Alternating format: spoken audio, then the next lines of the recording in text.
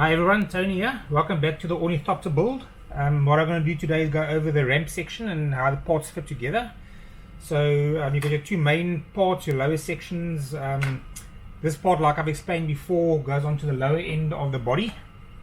So that slides in into this section and gets screwed in, and you get your two sections of this, which is one open, one closed for the ramp.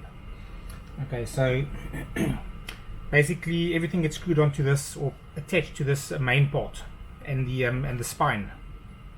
So what I found, the mold had some bubbles in it, unfortunately, so it takes a little bit of work.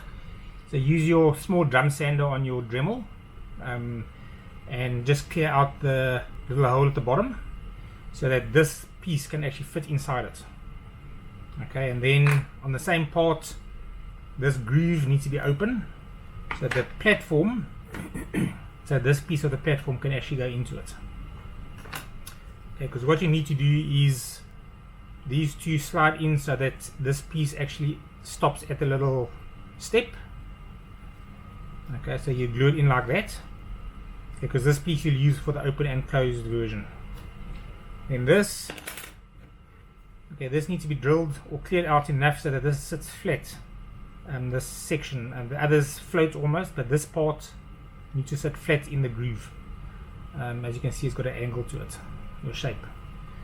So that goes in there, and that makes up the main part. And then obviously you have your top grate and your lower grate going over here.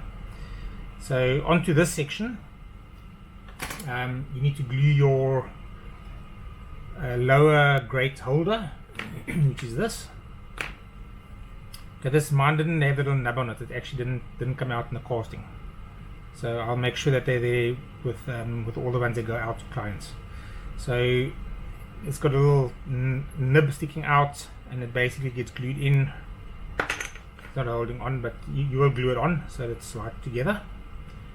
Okay, so is going to be your spine or your main section of your ramp. Okay, now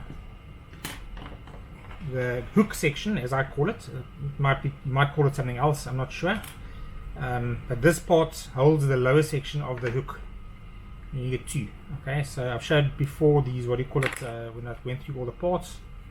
The longer one is for the closed position. As you can see, it's slightly angled upwards,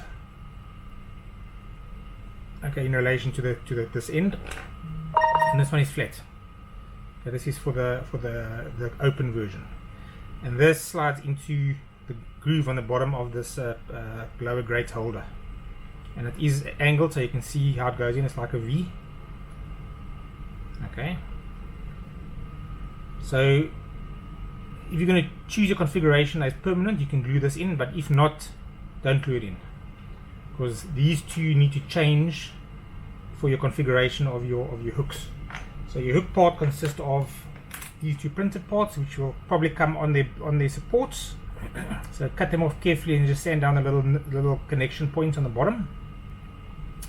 Okay, you'll see on each one there is let me get a pointer, a little open round piece on the inside there on the side.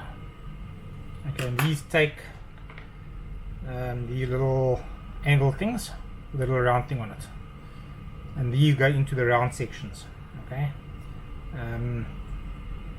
they only go in one way, so, and they face forward.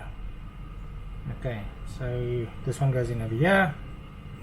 You might need to sand down the little round section first, but don't sand it too much. You want it to go in tight. Okay, and it will move as your depending on your open or closed configuration, so this can go up and down, but you'll have to manually do it.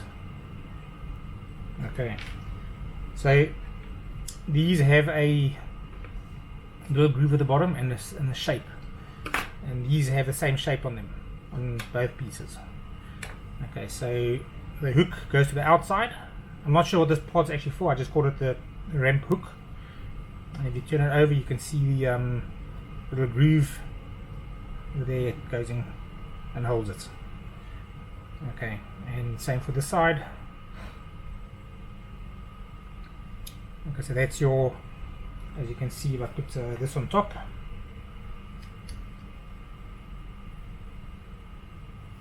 Okay, so that's the hook part complete, and that'll sit flat on the ground with your ramp piece on it,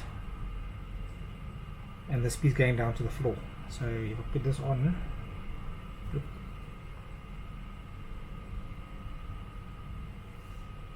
okay, so that's on the floor. The whole thing sits flat, and then this section goes onto it with the flat part. Okay. So with a closed configuration, you need to remove this. So you're going to be going between the two. Don't glue this on. It does have little things to push into the main part. Okay, and as I mentioned, this one, which is for the closed configuration, exactly the same thing. Goes on into the groove. This one as well.